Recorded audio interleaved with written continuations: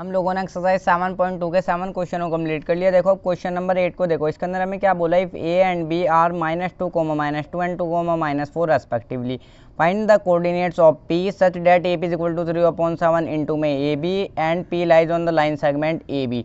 देखो question number 8 में हमें ए और बी पॉइंट गिवन है और इन दोनों पॉइंट के हमें कोऑर्डिनेट भी गिवन है। तो सबसे पहले जो है, और ये दोनों पॉइंट जो है एक लाइन सेगमेंट बनाते हैं। तो देखो सबसे पहले एक ए पॉइंट गिवन है, ए पॉइंट के कोऑर्डिनेट है -2, -2, ये हो गया हमारा ए पॉइंट। और बी पॉइंट हमारा क्या है, देखो एक हमारा बी पॉइंट है, बी पॉइंट के कोऑर्डिनेट हमारे क्या है 2, -4।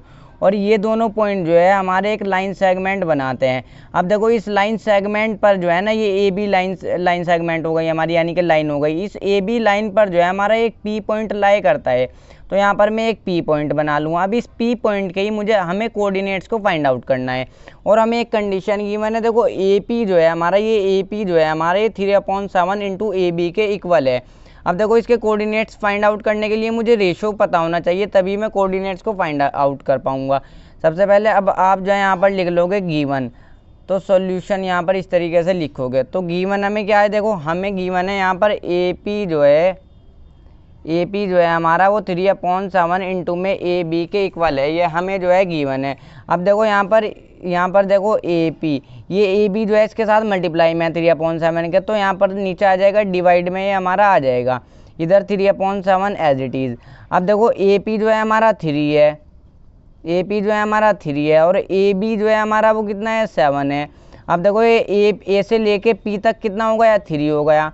इसी तरीके से ए से लेके बी तक हमारा कितना हो गया, देखो ए से लेके बी तक कितना हो गया 7 हो गया। अब देखो ये वाला पार्ट तो मुझे मिल गया 3 है।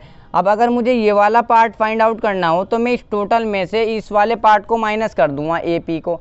तो 7 में से 3 को माइनस कर लो तो ये वाला पार्ट कितना आ जाएगा हमारा 4 आ जाएगा। तो बस रेशो हमारा हो जाएगा 3/4। समझ गए होंगे आप। देखो ए से लेके पी तक हमारा 3 था और ए से लेके बी तक हमारा 7 था। पी से लेके बी तक भी मुझे फाइंड आउट करना था, तो ए से लेके पी मैंने टोटल में से इस 3 को माइनस कर दिया इस वाले पार्ट को, तो हमारे पास इतना पार्ट आ गया। तो रेशो हो गया हमारा 3/4। तो अब देखो कोऑर्डिनेट्स को फाइंड आउट करना है इस पी पॉइंट के, तो इसको जो है मैं एक्स और वाई में रख लूँगा। तो यहाँ पर रखता हूँ एक्स वाई, सेक्शन फार्मूला का मैं यूज़ करूँगा। सेक्शन फार्मूला हमारा क्या है, m1 प्लस में m2 और डिवाइड में m1 प्लस में m2, कोमा लगा दो। देखो m1 प्लस में m2, ये मैंने आपको जो है लिखने का तरीका इस तरीके से बताया था, m1 प्लस में m2। इसमें मल्टीप्लाई कर दो x2 की और x1 की मल्टीप्लाई कर दो, यहाँ पर y2 की और y1 की मल्टीप्लाई कर दो। बस अब देखो ये वैल्यूज़ भी मैंने आपको बताई थी, हमारी x1 ये हमारी y1 और ये वैल्यू हमारी x2 ये वैल्यू हमारी y2। तो वैल्यूज़ को पुट करो, m1 की वैल्यू हमारी कितनी है 3 है। देखो ये रेशो है 3/4, हमारा रेशो क्या आया 3/4। तो ये m1 होता है हमारा, ये वाला हमारा m1 की वैल्यू होती है और ये हमारी m2 की वैल्यू होती है। तो इंटू में m1 इंटू में देखो यहाँ पर x1 यहाँ पर सॉरी ये जो है हमारा x2 है। फॉर्मूले में पहले x2 होता है फिर x1 होता है। x2 की वैल्यू क्या है हमारी 2 है, तो 3 की मल्टीप्लाई कर दो 2 में। m2 की वैल्यू देखो हमारी 4 है, इंटू में x1 की वैल्यू है हमारी -2, तो -2 रख दो और डिवाइड बाई m1 प्लस में m2 यानी 3 प्लस में 4। इधर m1 इंटू में y2, देखो m1 की वैल्यू 3 इंटू में y2 की वैल्यू देखो क्या है -4 है, तो रख दो प्लस में 4 इंटू में m2 की वैल्यू 4 है ना, इंटू में y1 की वैल्यू -2, तो नीचे भी कर दो आप 3 प्लस में 4 m1 प्लस में m2। तो बस सॉल्व कर लो इसको, 3 2 6 हो जाएगा, 4 की मल्टीप्लाई -2 में तो माइनस का 8 आ जाएगा, 3 + 4 7 हो जाएगा। और ये आपका 3 4 12 माइनस का 12 आएगा, क्योंकि माइनस वाली के साथ हम वैल्यू के साथ कर रहे हैं। अब देखो 4 2 हमारा कितना हो जाएगा 8 हो जाएगा, और माइनस का 8 यहाँ पर आ जाएगा, क्योंकि माइनस की वैल्यू के साथ ये भी 7 हो जाएगा 3 + 4।